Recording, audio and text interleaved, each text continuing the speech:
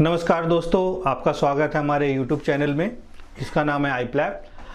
मेरे पास बहुत सारे स्टूडेंट्स की, प्रोफेशनल्स की क्वारी आती है कि ट्रेडमार्क कितने दिनों में मिलेगा, ट्रेडमार्क का क्या प्रोसेस होगा। तो मैंने सोचा इसी टॉपिक को लेकर एक छोटी सी वीडियो रिकॉर्ड की जाए ताकि आप सब अवेयर हो जाएं कि ट्रेडमार्क का प्रोसेस होता क्या है और इसमें कितना टाइम लगता है। तो इस फ्लो चार्ट को मैंने पहले से ही अपने बोर्ड पे लिखा हुआ है। सबसे पहला जो प्रोसेस होता है वो होता है ट्रेडमार्क सर्च। सबसे पहले आप ट्रेडमार्क सर्च करते हैं अकॉर्डिंग टू 45 क्लासेस के अकॉर्डिंग। आप नाम को सर्च करते हैं कि ये नाम अवेलेबल है भी या नहीं। ये आप ट्रेडमार्क की साइट पे जाके पब्लिक सर्च में सर्च कर सकते हैं। आप नाम डालेंगे या कंटेंट डालेंगे, उसमें वर्ड्स हो रहा है, फिर उसकी रिस्पेक्टिव क्लास में डाल के आप सर्च कर सकते हैं। वो वर्ड मार्क है या डिवाइस है, जो भी आप इसको सर्च कर सकते हैं और ये बहुत ही इंपॉर्टेंट होता है। मैं पर्सनली आपको सजेस्ट करूंगा कि किसी के मार्क को कॉपी करके आइडेंटिकल बना के रेदर देन कुछ अलग अलग डिफरेंट शब्दों को डिफरेंट लैंग्वेज में जोड़ के आप ट्रेडमार्क बनाओ। उसमें आपको कोई आपको ऑब्जेक्शन नहीं आएगा, कोई अपोजिशन नहीं आएगा, आपको स्मूथली मिल जाएगा। अगर आप किसी का ट्रेडमार्क सोचोगे कॉपी करने का, है ना, जैसे फ्लिपकार्ट का बुल कार्ड आप बना दोगे और सेम काइंड ऑफ बिजनेस है, तो डेफिनेटली वो एक लीगल बैटल बन जाती है और कहीं ना कहीं आप टाइम ब्रांड प्रमोशन में ना खर्च करके आप लिटिगेशन में अपना टाइम और पैसा खराब करते हैं।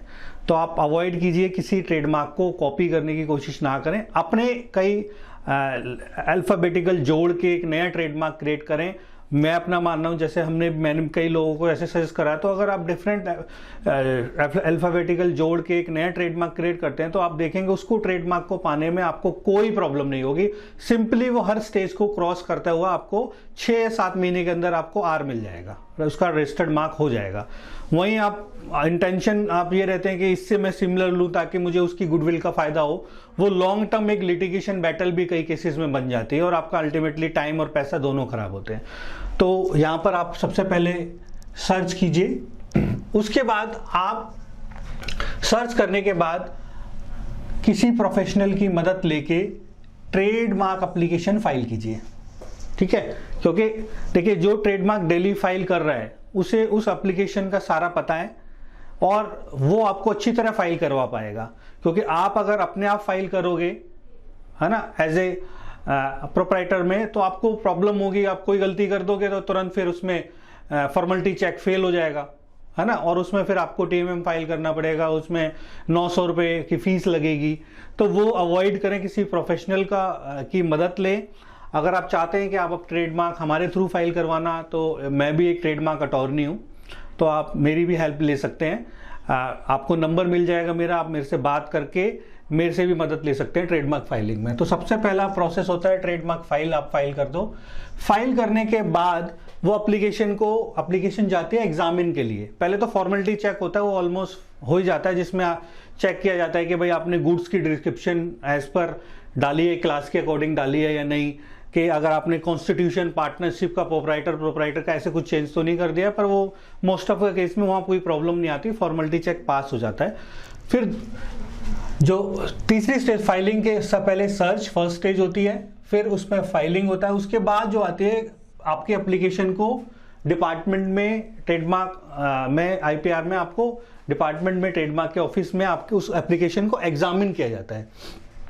आप जब एप्लीकेशन को एग्जामिन किया जाता है और वो देखता है अगर आपने सही से ट्रेडमार्क फाइल किया हुआ है और वो किसी से मिलता जुलता नहीं है, तो वो क्या करता है, उसको पास करके क्या कर देता है, एक्सेप्ट एंड एडवर्टाइज कर देता है, ठीक है। यहां पर 2 चीजें होंगी। ट्रेडमार्क एप्लीकेशन जब आपकी एग्जामिन की होगी तो 2 चीजें होंगी। एक चीज, वो आपके एप्लीकेशन में कोई प्रॉब्लम नहीं है तो उसको एक्सेप्ट एंड एडवर्टाइज कर देगा। दूसरी चीज, अगर वो लगता है कि आपका ट्रेडमार्क किसी से सिमिलर है, सेक्शन 9 और सेक्शन 11 2 तरह के ऑब्जेक्शन मेनली लगाता है।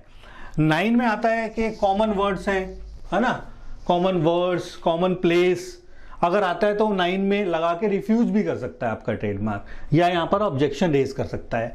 11 में, वो सेक्शन 11 में लगाता है कि भाई आपका ट्रेडमार्क किसी और से सिमिलर है, तो अगर ऑब्जेक्शन लगा दिया अगर यहाँ पर दो चीजें होंगी एप्लीकेशन एग्जामिन करते टाइम, या तो वो क्लियर हो जाएगा तो एक्सेप्ट एंड एडवर्टाइज हो जाएगा, या फिर ऑब्जेक्शन लग जाएगा।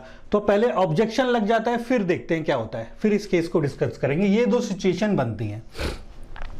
अब मार्क फॉर ऑब्जेक्शन लग गया, अब ऑब्जेक्शन क्या लगेगा, 9 और 11 का लगेगा। यहां पर भी आपको एक प्रोफेशनल की मदद लेनी पड़ेगी।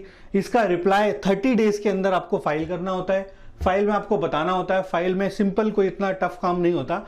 फाइल में आपको बताना है कि उन्होंने डिपार्टमेंट ने बोला कि आपका ट्रेडमार्क इस ट्रेडमार्क से सिमिलर है, तो आपको क्या करना है, अपने रिप्लाई में बताना है कि भाई ये ट्रेडमार्क इससे कैसे डिफरेंट है, और कुछ सुप्रीम कोर्ट के जजमेंट्स वगैरह आपको इसमें लगाने होते हैं। आप इसमें प्रोफेशनल की मदद ले सकते हैं, ठीक है, या आप हमसे भी संपर्क कर सकते हैं। तो ये रिप्लाई फाइल 30 डेज के अंदर आप कर देंगे। रिप्लाई फाइल करने के बाद अगर एग्जामिनर इससे सेटिस्फाई होगा ऑफिसर, तो आपको क्या कर देगा, एक्सेप्ट एंड एडवर्टाइज कर देगा। कहां पर, जर्नल में एक्सेप्ट एंड एडवर्टाइज कर देगा। फिर उसके बाद ये जर्नल में 60 डेज तक रहता है। 60 डेज रहता है। 60 डेज में अगर किसी ने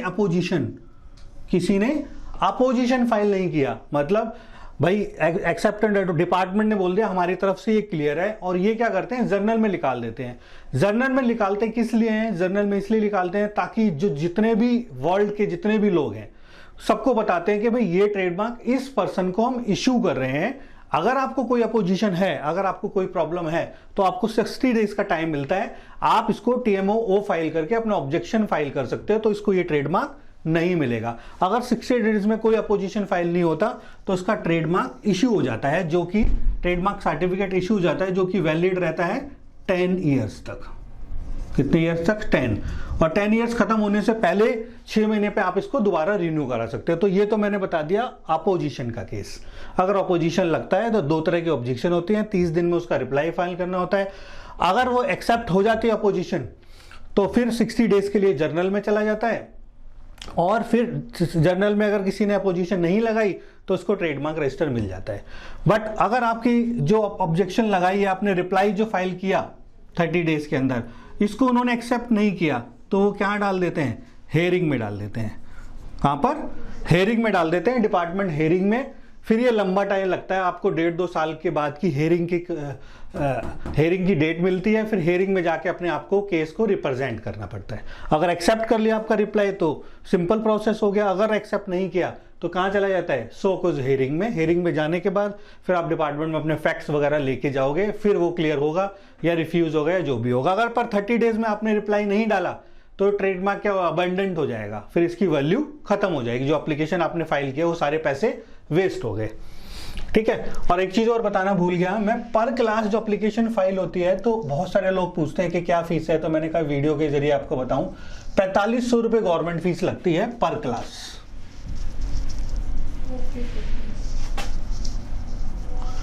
4500 रुपए गवर्नमेंट फीस लगती है। और अगर यहाँ पर कोई अपने कोई प्रॉब्लम कर दी है, मान लो फॉर्मेलिटी चेक हुआ, तो यहाँ पर कोई इसकी कोई फीस नहीं लगती है।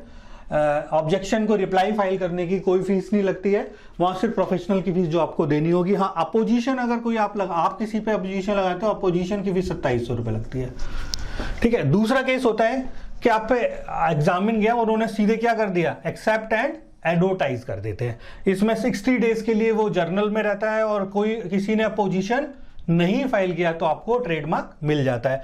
और किसी ने अपोजिशन फाइल किया, ठीक है, किसी ने अपोजिशन फाइल किया तो फिर एक प्रोसेस है उसकी, फिर आप काउंटर स्टेटमेंट दोगे, वो स्टेटमेंट फाइल करेगा, फिर आप काउंटर स्टेटमेंट दोगे, और फिर आगे जाके मैटर लिटिगेशन में जाएगा, हियरिंग में जाएगा, और वहां से फिर क्लियर होके फिर आपको सर्टिफिकेट मिलेगा। तो ये एक प्रोसेस था। बाकी अगर कोई चीज स्किप हो गई है तो आप कमेंट में पूछ सकते हैं, और मैं अपना नंबर भी दूंगा, आप मेरे को व्हाट्सअप या कॉल करके अपने कोई भी डाउट्स है वो क्लियर कर सकते हैं। तो ट्रेडमार्क बहुत ही वैल्यूएबल चीज है। हर पर्सन जो भी बिजनेस कर रहा है वो चाहता है कि अपने मार्क को एक अच्छी ब्रांड बनाए, क्योंकि अगर लॉन्ग रन में आप देखेंगे कि वो ट्रेडमार्क ही उसकी बिजनेस की वैल्यू बनती हो। तो कोई भी प्रॉब्लम आएगी आप मेरे से डिस्कस कर सकते हैं। Thank you so much.